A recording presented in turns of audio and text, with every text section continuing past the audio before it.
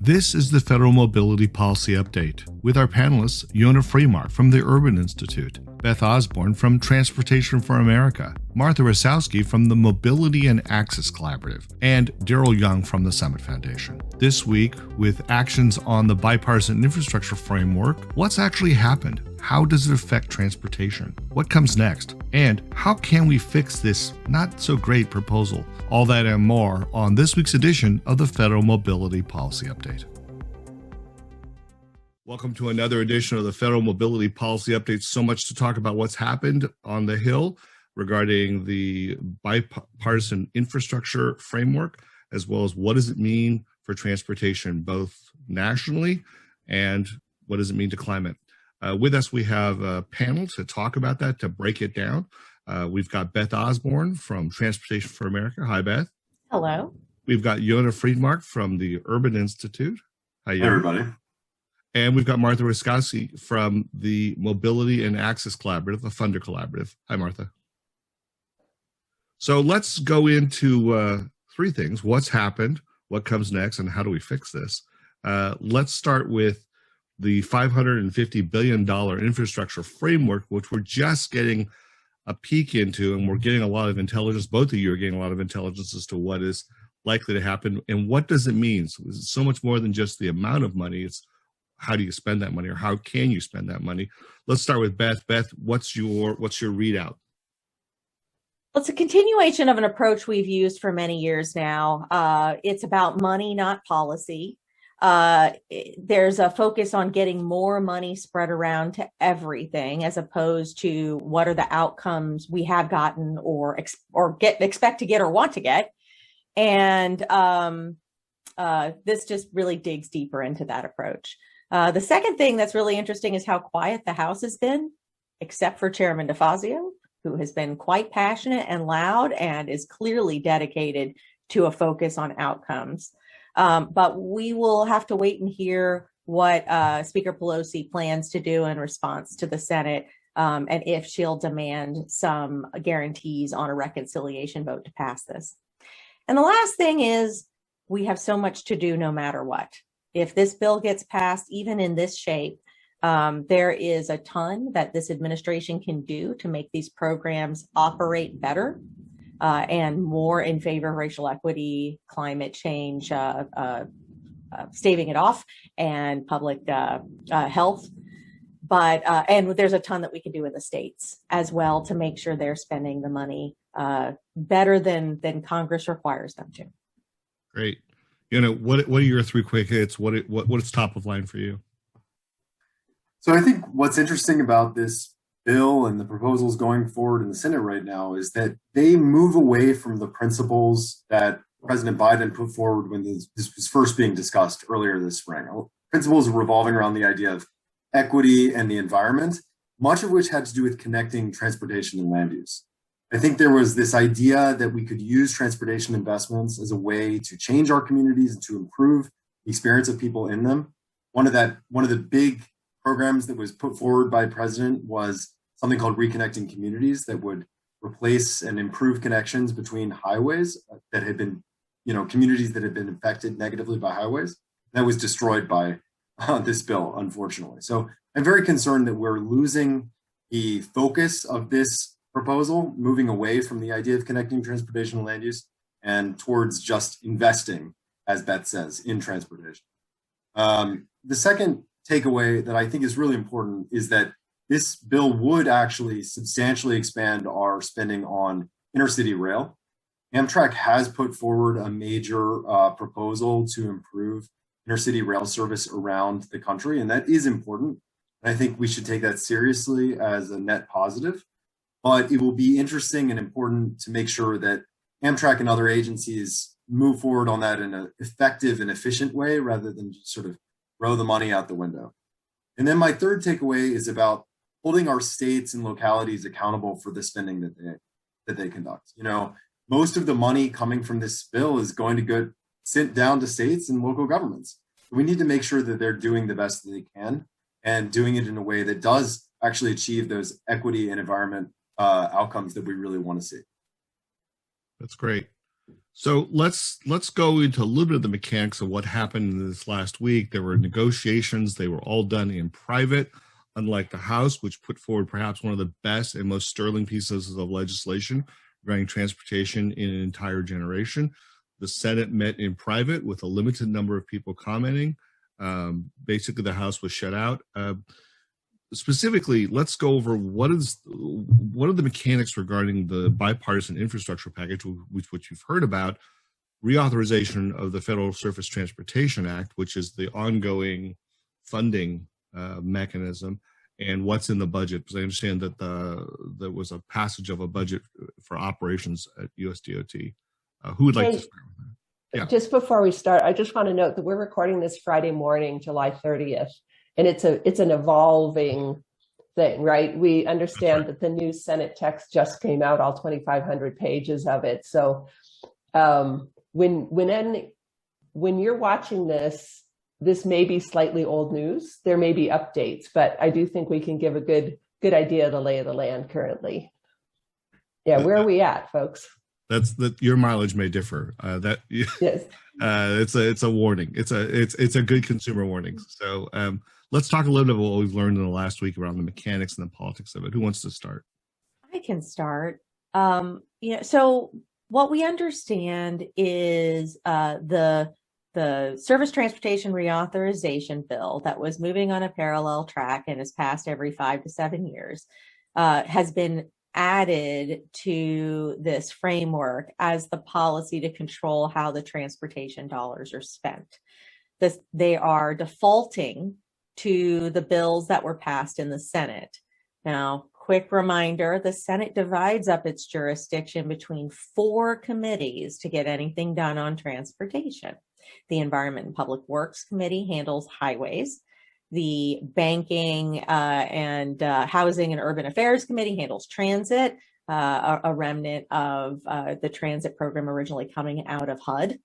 And the Commerce Committee handles rail and safety and trucking. And so the Environment and Public Works passed a bill that we found to be extraordinarily disappointing in status quo back a couple months ago unanimously. And the Commerce Committee passed their title unanimously about a month ago. So we understand that language has been incorporated into the bipartisan package. There was no transit title agreed to because Senator Toomey has decided he doesn't like transit now, that he doesn't have to worry about getting votes out of Pittsburgh or Philadelphia because he's not running for re-election. So we're not quite sure what we're going to see in transit. There could be language that they were working on that they move in. They could, I've heard some discussion that they'll just do what's called a continuing resolution and basically keep the current program operating as is for the next 5 years. So what's in there, which we discussed, turn back to the episodes from May, is that the Senate bill doesn't have a fix it first approach at all. It has a fix it to in that it creates a bridge repair program, but it does not require any planning to maintain what's built or any progress in addressing the backlog. It does not tighten up any of the responsibility to improve safety. It doesn't even tell states that they can no longer set regressive targets, which means set targets for more people to die on their highways. It does have a pilot program to measure access to jobs and essential services, no matter how you travel, which is great. It's got a climate program that allows any state with a growing economy to get out of it. Wait, so that's an exemption from holding to climate rules. Is that what you just said? There is a limited climate program that is supposed to be spent specifically on projects to reduce carbon emissions, that if you have a growing economy, you don't have to use that money for those purposes. Okay. Yes, and it's a little more technical than that, but that's the gist of it. We were seeking finally a highway level investment in transit because we think that is truly what's needed if we're going to bring vehicle miles traveled down. It most certainly doesn't do that. We've been fighting to just keep it at its current 80-20 split.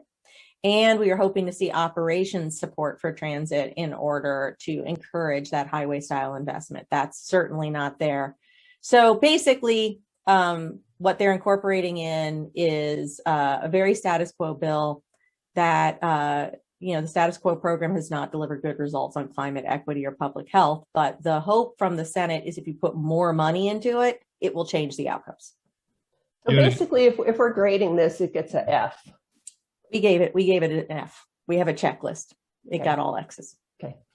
So I would just add quickly that what makes this a little different than the typical reauthorization packages, other than being bigger, is that it does include a few other areas of infrastructure.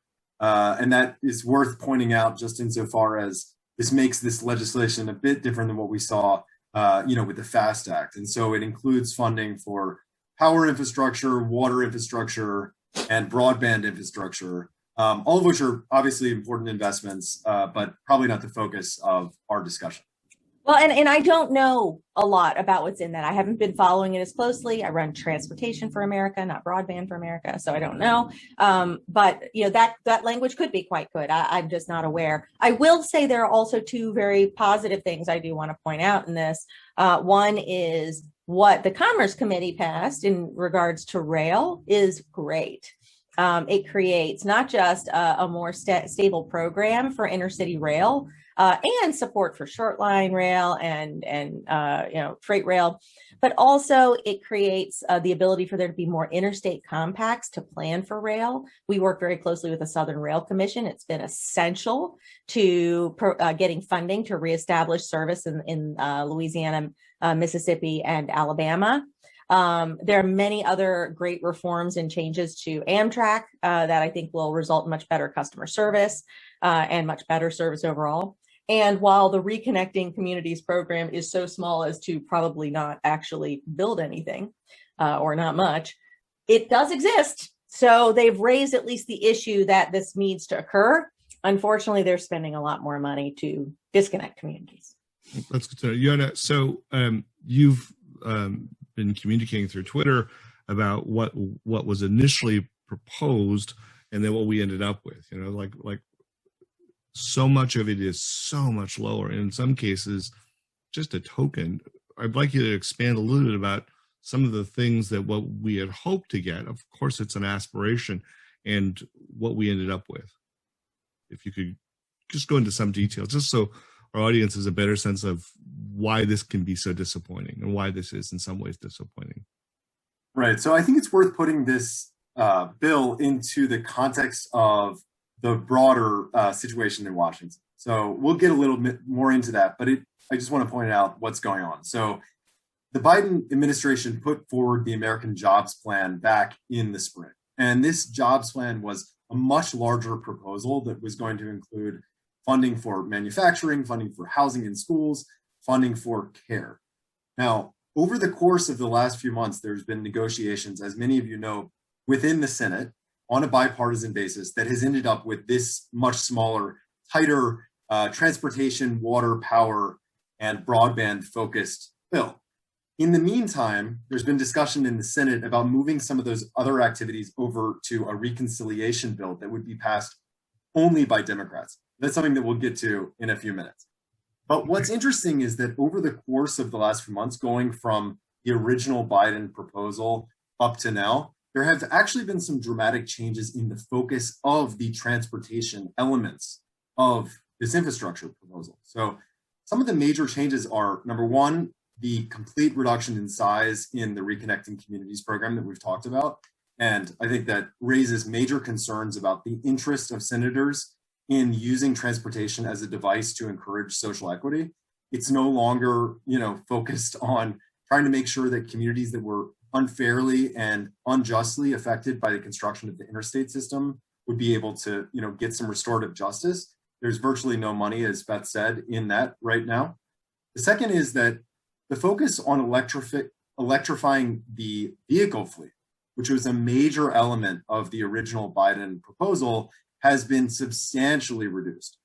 Now, what was originally talked about as part of the effort to achieve President Biden's goal of reducing carbon emissions by 50% by 2030 has now been reduced to just a $15 billion program for a variety of different electrification initiatives. This is a huge cut from, I believe, something like $170 billion in electrification that was originally discussed. Some of this could be made up in reconciliation, but it should raise alarm bells for people who are concerned about the environment and transportation's impact on it. Because as many of you know, transportation is the biggest sector when it comes to carbon emissions. And it's the one where carbon emissions are growing, which is not true in the energy sector. So from that perspective, we need to be focusing in on why that massive reduction occurred and what that means for the transportation system's effect on the climate over the long term.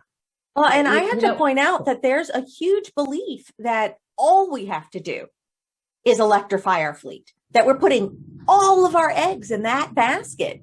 And now we're kind of leaving that basket behind, and we're giving half of the basket space to, or not half, we're allowing the basket to be utilized for natural gas infrastructure too, which was included in the Environment Public Works bill. Now, they might have tightened that up. I have not read through the 2,500 pages all the way through yet.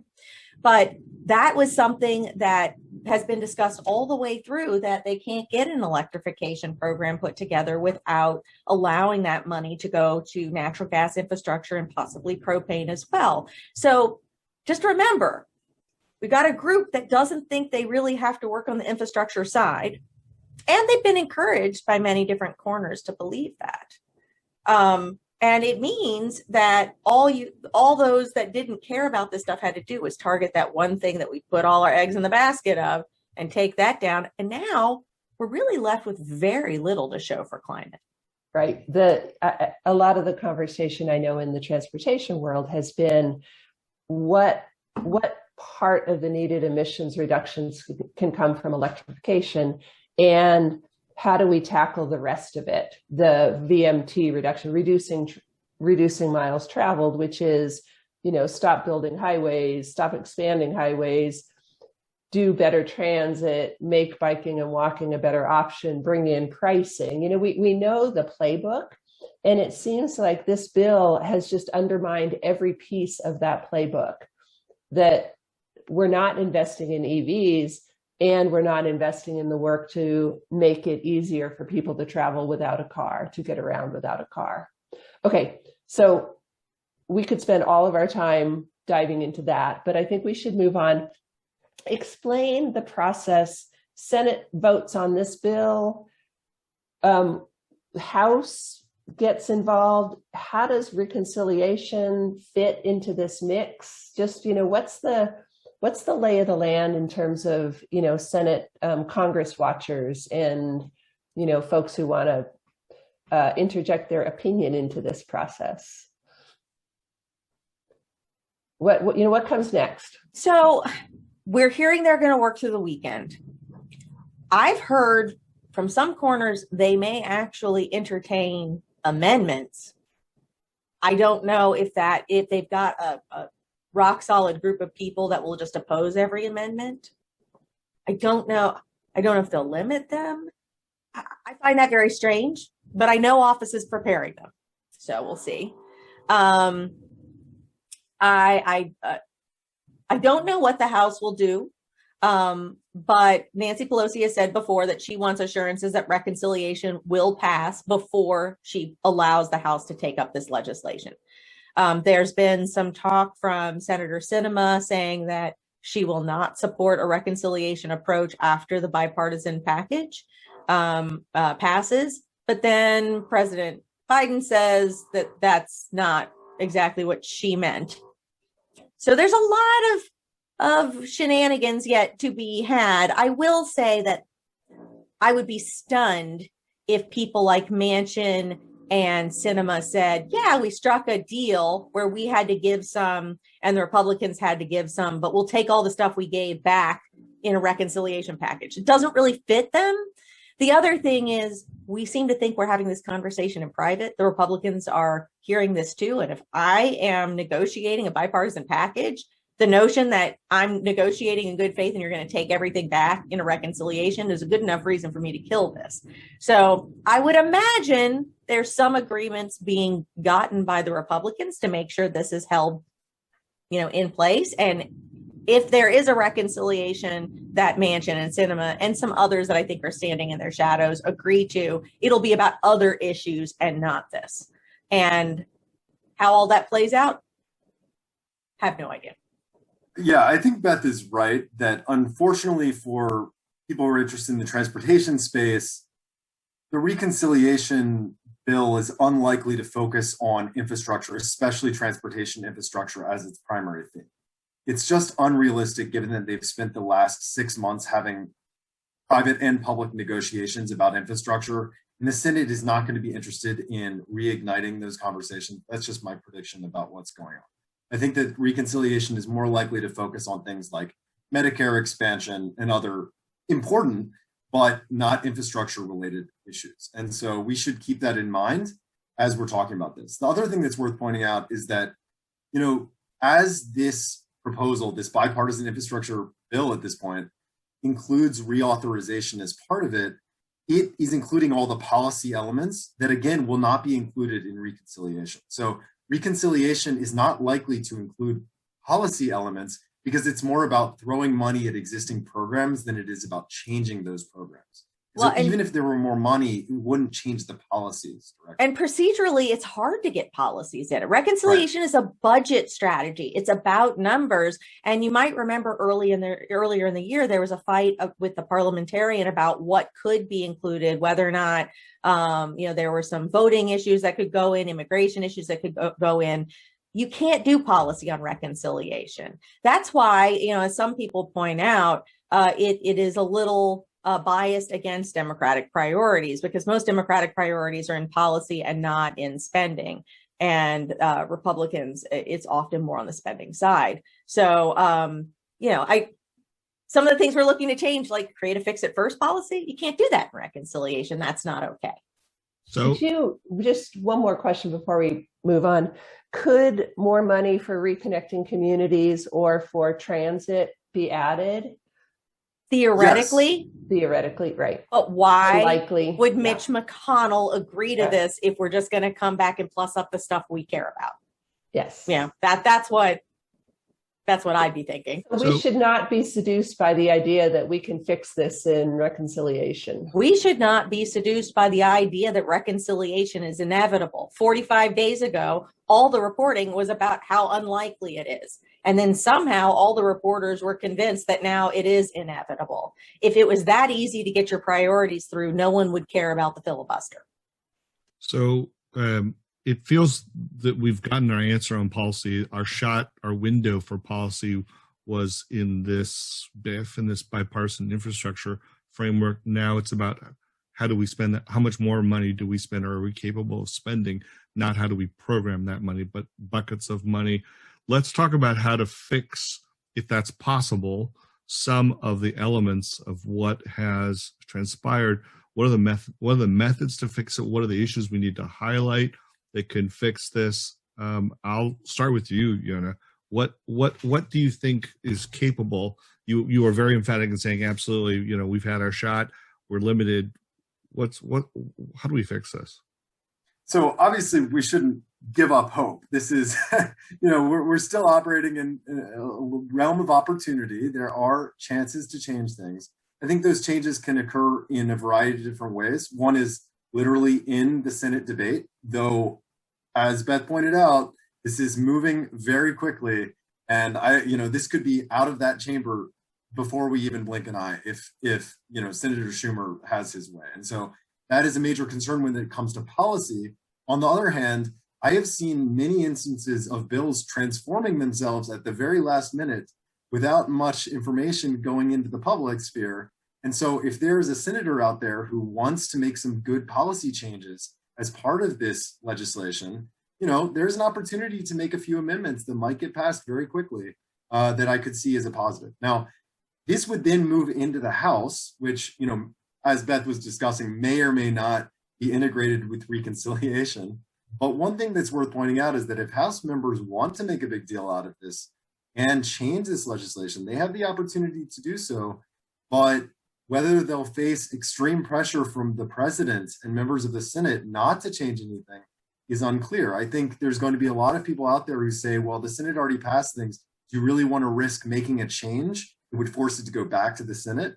A lot of people are going to say, well, it's not worth it, so let's just pass it as it is. And that's a major concern for people like Representative DeFazio, who had a very different view of what kind of transportation we should be getting. So that's a concern for me.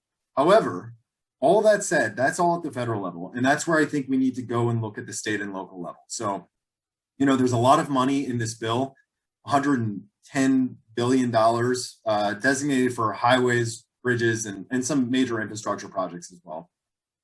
That money is more open than you would think, just, putting roads and bridges label on it. States actually have a bit more freedom to use the money that they're allocated from the federal government than the top line budget item would say. And they have the freedom to make, different choices about what kinds of investments they want to make in those budget areas. So just as an example, states could easily use their roads money to convert large numbers of streets within their communities from arterial, very uncomfortable places into complete streets for pedestrians and bikers. But that requires state and local initiative where there's a prioritization of non-automobile modes of prioritizing equity in the environment. And that's something that we need to pressure our state governments and our local governments as they start to intake this money from this bill. That's really I think I would love to do a little bit of a deeper dive into the state and local, some promising developments there. Before we leave the House and, what happens next, it does seem like, this has become transportation infrastructure investment is the safe space for bipartisanship. And, as Beth said, we are losing sight of what we actually get from this investment, from the bipartisanship. Beth, your read on just the politics, is this overwhelming need to show that we're bipartisan and make big investments?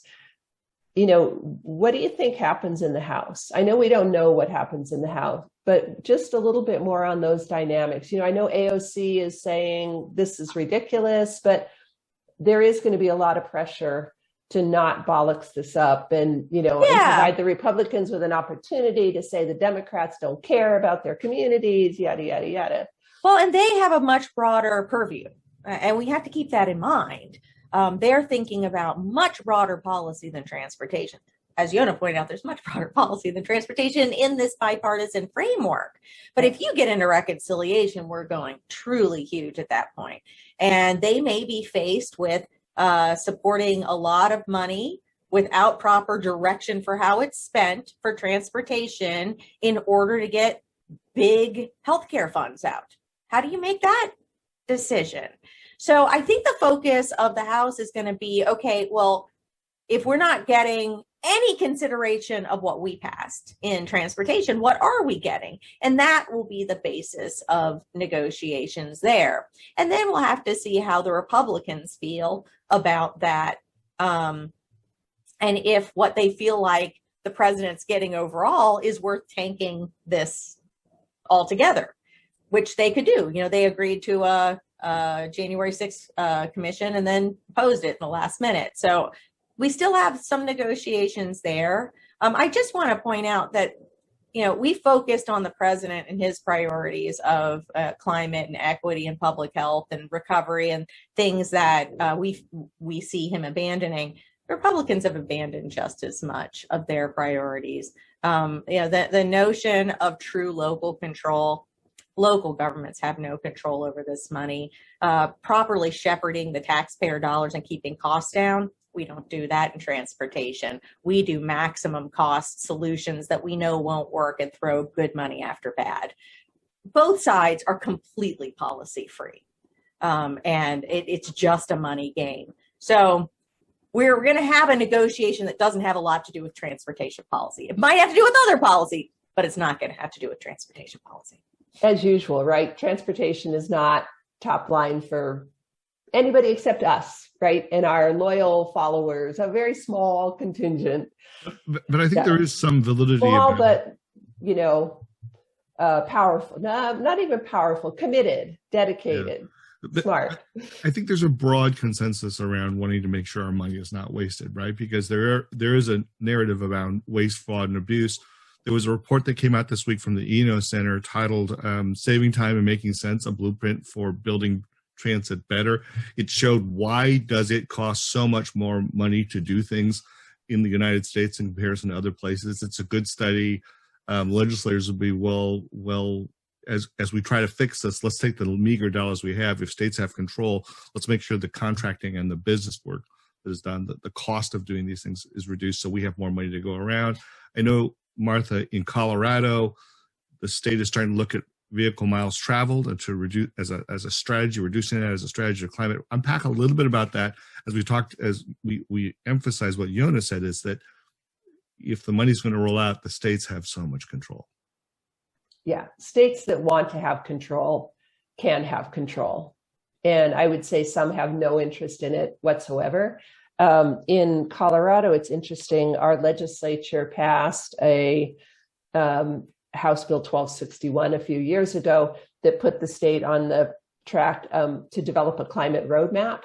And now we're at the phase of figuring out sector by sector how we reduce emissions from, to reach the overall climate goals in Colorado. So on the transportation side, we're currently working on the piece of what do new transportation projects contribute to greenhouse gases, and setting up basically performance measures, greenhouse gas budgets to apply to what gets built going forward. Our Colorado Department of Transportation, CDOT, and the director of Shoshana Liu are really rolling up their sleeves and trying to figure out, how do you actually do this? What does it look like? How do you actually measure the impacts of individual transportation projects and how they fit within a whole network?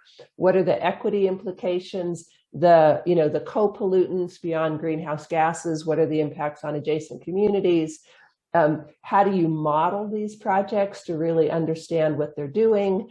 What are reasonable goals? What can you get to? What can you contribute? So I just want to give kudos to our leaders here for really trying to figure it out. They face significant pushback from local governments that say, don't be messing with how we spend our transportation dollars, from sort of what I think of as the construction industrial complex, which is like, well, just all fine. You guys go do your little multimodal stuff, invest in transit, build bike paths, but we're going to keep expanding highways because that's what we do. Yeah.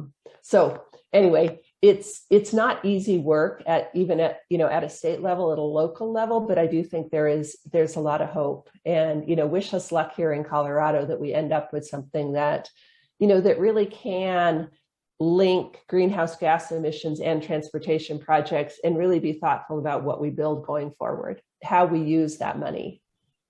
So we'll run a little long because there's a lot to cover. I think we're going to close this out. I'm going to give everyone an opportunity for last words. What do you want to impart for people to think about until we have our next episode? I'll start, as we often do, with Beth. Beth, what's your last thought? I just think we really need to focus on what we're going to do when this or whatever we end up passes, and how we're going to make sure we get the best value out of this spending. In spite of the, unfortunately rather weak showing from this White House on this policy, there is a lot that they can do administratively. And they have taken the position of, trust us, we will do such great things with this money. I say we hold them to the standard that they have promised, which is going to be, quite frankly, extremely hard for them to live up to. But if they're telling us advocates that they'll make up the bad policy in the bill by really good actions, let's make them do it. And then we have just a ton to do within the states. I think not only can we help them, like Martha was saying, make changes that will improve their product, but when that doesn't happen, I think it will be incumbent upon us to bring it back to the people here in Washington, D.C., and particularly in the Senate, that were so enthusiastic about this bill, and ask how they feel about the result of their work. We got to name the bad things after them. We got to memorialize them and put a big sign, thank you to. Yonah, what's your last thought? And we've got to scoot soon. I'll come to you last, Martha. So, I think we need to hold Chuck Schumer to account. He said yesterday that any infrastructure bill that is passed by the Senate is going to reduce climate emissions. We have to make sure that's the case. I am very concerned that the proposal that's been put forward, the bill that is currently being discussed in the Senate, will increase climate emissions. So we need to make sure we can try as far as we can to make the changes over the next week and month in the House and Senate that can actually achieve that outcome, to take, Chuck Schumer seriously. The other thing is to look for positive examples at the state and local level, building on what Martha pointed out. New York State is working on replacing I-81 through Syracuse, reconnecting the communities right there. A lot of that was state funding. We can look at other states to reallocate some of their federal funds to do some of the things that are not included as part of this bill, but are part of the idea behind the bill. And I want to see more examples like that in states all over the country. So I'm still excited, despite some of the negative aspects of this legislation. I think there's a lot of opportunity out there if we get our leaders to take the things they say more seriously. That's great. Yeah. I'm going to be really simplistic and just say, this bill, nothing in this bill forces states and others to expand highways, to add capacity to their highways. There is zero mandates. Oh, maybe there's a few mega projects, but in general, that $110 billion could be used to repair our existing interstates, to do things that really do help in terms of climate. And like Beth says, the administration could help on that. States could do that. Locals could do that. But we're going to have to we're going to have to change the status quo, because we are still going in the wrong direction. That every time we expand a highway, we are undermining all of the good work that we're doing to build, to expand transit, to build multimodal infrastructure, to, repair past injustices and inequities. Great. We're going to have to leave That's my little mini rant. That's fine. Mini rants are allowed. We welcome mini rants. That may be the title of our show moving forward. Mini rants, macro problems. Let me just say, I think what all of this shows is that the battle is not done yet, both on the Hill, but also out in states and local governments, which is why philanthropy ought to be really looking and leading into advocacy, local, knowledgeable, informed, and resourced advocacy, connected with people like Beth and the Urban Institute, like the work that Yonah does, so that conversation is complete. There ought not to be a gulf between local and federal. And that's why we do these broadcasts. Thank you for joining us. If you like this broadcast, please like it and subscribe, and we'll be seeing you very soon. Thank you. Bye-bye.